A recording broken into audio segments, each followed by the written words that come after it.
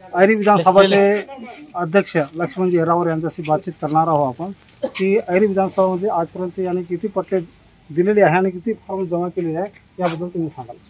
आतापर्यंत राजे असं माजी मंत्री तथा आमदार साहेब यांचे आदेश अनुसार गेल्या 5 वर्ष आता हे वर्ष जवळजवळ येत आहे। एकूण 30,000 वनाचे फार्म आपण शासनाकडे तयार केलेले आहे। त्यापैकी 7,000 लोकांची पट्ट्या देण्यात आल्याची समजते।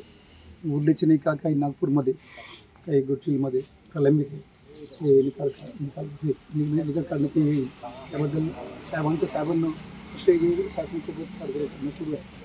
तसेच यासाठी आमच्या साहेबांना स्पेशल एक व्यक्तीला नियुक्त केलं बा विधानसभेमध्ये वनाच्या पट्ट्या बदलण्याच्या नियुक्त केले आणि त्यांचे काम आम्ही झपाट्याने सुरू आहे। आमची सर्वांच्या लोकांची बैठक घेऊन मीटिंग घेऊन आणि फॉरेस्ट अधिकारी आणि रेव्हेन्यू डिपार्टमेंट अधिकाऱ्यांना संयुक्तपणे मीटिंग घेऊन लोकांची वनाचे पट्टे कोणत्या माध्यमातून कसं करावा या माध्यमातून मीटिंग घेणं सुरू आहे। या मीटिंगमध्ये आमचे आरक्षी बाबा आत्रम हे तनुश्री आत्रम त्यांच्यासोबत उपस्थित राहून लोकांना मोटिवेट करणं सुरू आहे।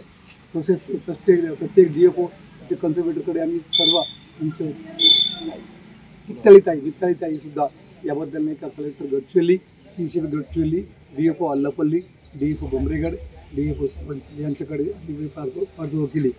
यांची पाठपुराव्यामुळे साहेबांच्या आदेशामुळे यांच्या पाठपुराव्यामुळे अनेक पट्टे निकाल काढण्याची मार्गावर आहे।